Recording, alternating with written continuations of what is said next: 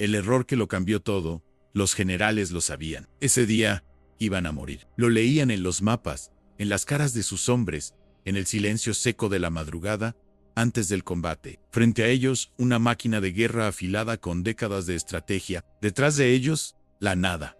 No había retirada, no había tiempo, y tampoco esperanza. Esa mañana, todo estaba de... Las posiciones eran claras, las órdenes precisas, los pronósticos fatales. Los comandantes enemigos estaban tan seguros de su victoria que ya habían redactado el comunicado de prensa. Lo único que faltaba era el disparo inicial. Y sin embargo, cuando ese disparo finalmente sonó, nada salió como estaba escrito. Una niebla inesperada cayó sobre el terreno como un velo. Un mensaje crucial nunca llegó. Una tropa clave se perdió en el camino. Y en el corazón del caos, el miedo cambió de bando. No fue una victoria por táctica. No fue una emboscada maestra. Fue una cadena de errores, accidentes y casualidades tan absurdos que al reconstruirlos, parecieran salidos de una novela. Este no es el relato de una gran mente militar. Es la historia de cómo un ejército condenado encontró, por accidente, la grieta exacta en el muro de su verdugo. Y si crees que la guerra es cuestión de lógica, hoy vas a ver por qué el azar,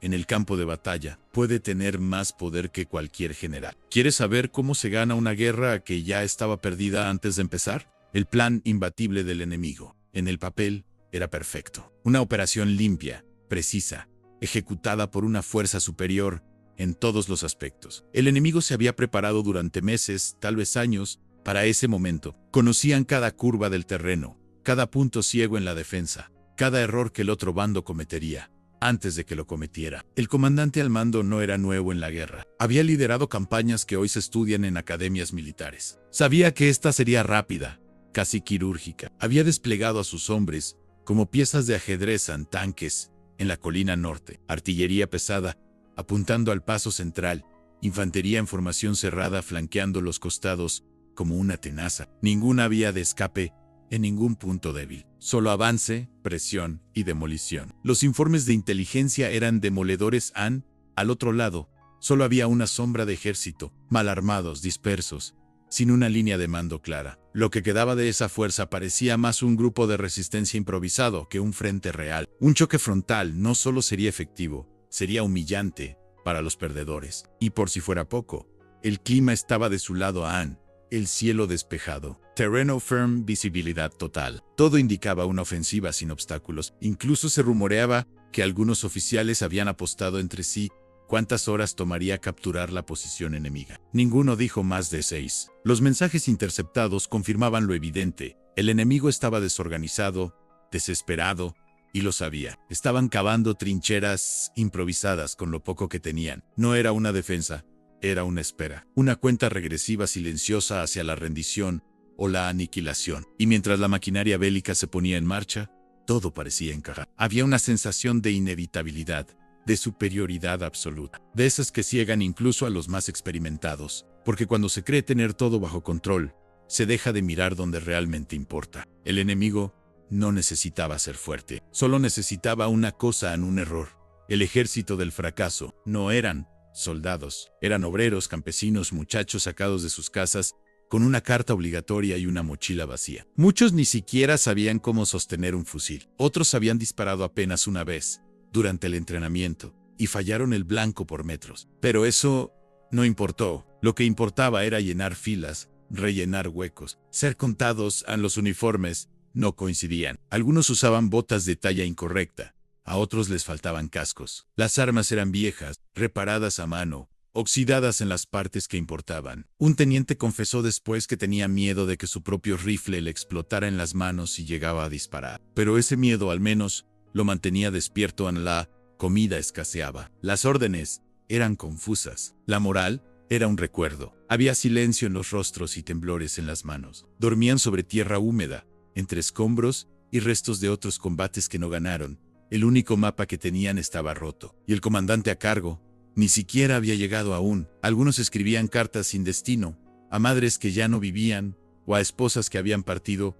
Otros callaban, se refugiaban en pensamientos repetitivos, casi obsesivos.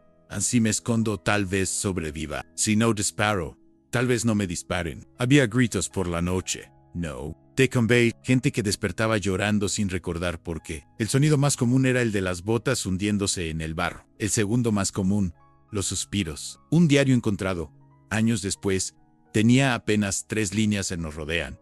No sabemos por dónde vienen, no tenemos cómo oirán solo. Escuchamos cómo respira el miedo. Ese era el ejército que enfrentaría a la fuerza más poderosa de la región. No por valentía, no por estrategia. Por error, por olvido. Y sin embargo, serían ellos quienes escribirían una de las páginas más absurdas y más reales en la historia de las guerras. El caos que cambió el juego todo comenzó con una nube, pequeña, aislada, casi decorativa. Nadie la tomó en serio. Pero en menos de 20 minutos, el cielo se convirtió en plomo líquido. Una tormenta inesperada azotó el campo, con una furia tan absurda que las comunicaciones entre los batallones enemigos quedaron cortadas. Las radios fallaron. Las señales de Bengala no subían. Los mensajes escritos se empapaban antes de ser leídos. Un pelotón clave, el que debía tomar el flanco derecho y cerrar la emboscada, se desvió por error tras una bifurcación mal marcada. En vez de atacar, terminó retrocediendo, creyendo que el repliegue era parte del plan. Otro grupo, al ver el movimiento, asumió que estaban perdiendo y entraron en pánico. Así comenzó una cadena de retiradas no planificadas, cada una más desesperada que la anterior. Mientras tanto, el ejército perdedor no atacaba, no porque tuviera una táctica brillante, sino porque estaba paralizado por el miedo.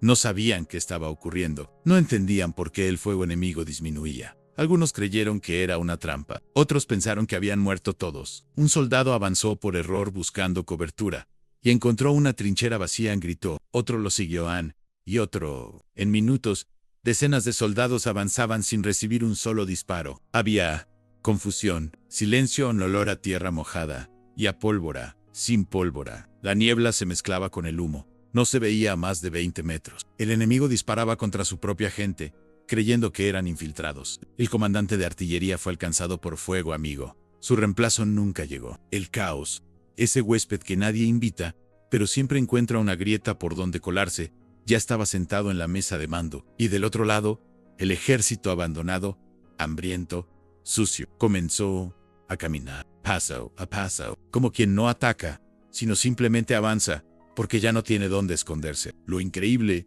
no fue que ganaran. Lo increíble fue que nadie supiera en qué momento el combate dejó de ser una masacre y se convirtió en retirada. Si un solo mensaje hubiera llegado, si esa nube no hubiera estallado, si el pelotón no se desviaba, si tan solo alguien hubiera disparado en el momento exacto, esta historia sería otra. Pero la guerra, como la vida, también responde al capricho de lo imprevisible. El momento decisivo que nadie vio venir en el comandante enemigo había salido de su puesto para observar el avance final. Quería ver con sus propios ojos cómo su plan se ejecutaba, pero la visibilidad era nula. Un disparo aislado, nadie sabe de dónde, impactó cerca de él en su escolta.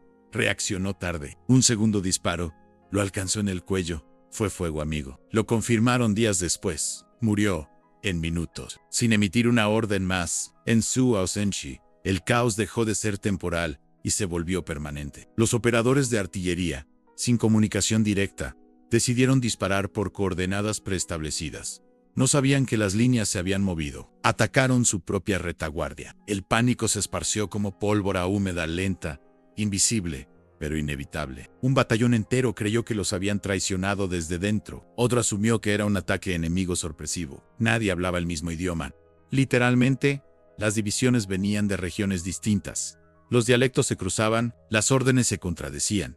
La retirada se volvió estampida. Mientras tanto, los soldados condenados seguían avanzando, no corrían, no gritaban, caminaban. Con miedo, sían, pero caminaban, como quien ya lo perdió todo, y por eso ya no teme perder nada más. Uno de ellos encontró una caja de municiones enemiga intacta. Otro halló un vehículo abandonado. Un tercero se topó con un mapa en el suelo, marcado con los planes del enemigo. Fue como si la guerra los estuviera dejando pasar, como si cada puerta se abriera sola, sin que ellos tuvieran que forzarla. En medio del humo, entre los restos de explosiones mal dirigidas, se encontraron frente a frente con soldados enemigos que, al verlos, levantaban los brazos en rendición. Algunos incluso lloraban, No sabían a quién se enfrentaban, no sabían cuántos eran, no sabían si los otros tenían refuerzos, solo sabían que su propio ejército se estaba desmoronando y que esos hombres, sucios y mal armados, eran los únicos que aún estaban de pie. Lo absurdo alcanzó su cima cuando el alto mando enemigo, sin recibir informes claros,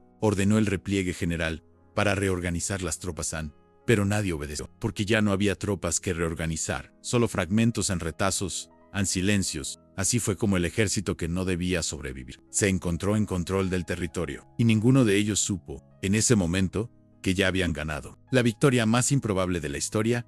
No hubo celebración, no hubo himnas, ni banderas agitadas, ni discursos triunfales. Al principio, ni siquiera supieron que habían ganado, solo notaron que el silencio se había vuelto más largo, que no llegaban más disparos, que nadie más corría hacia ellos. Algunos soldados se sentaron en el suelo, con la espalda contra muros derruidos, esperando un último ataque que nunca llegó. Otros revisaban las armas caídas, sin entender por qué estaban ahí, sin sangre, sin dueño. El comandante del ejército perdedor, que hasta entonces no había aparecido, llegó al frente cuando todo había terminado. Preguntó cuántos quedaban. Le respondieron, en lo suficiente. Para contarlo, en las bajas eran muchas, pero el terreno estaba en sus manos. Las primeras noticias fueron rechazadas por los altos mandos. Imposible, dijeron. Tiene que haber un error de transmisión. Se enviaron exploradores. Confirmaron que las posiciones clave estaban vacías o en manos del bando que debía ser eliminado. En los días siguientes, se intentó maquillar la historia. Se publicó que había sido una retirada táctica del enemigo, que fue una ofensiva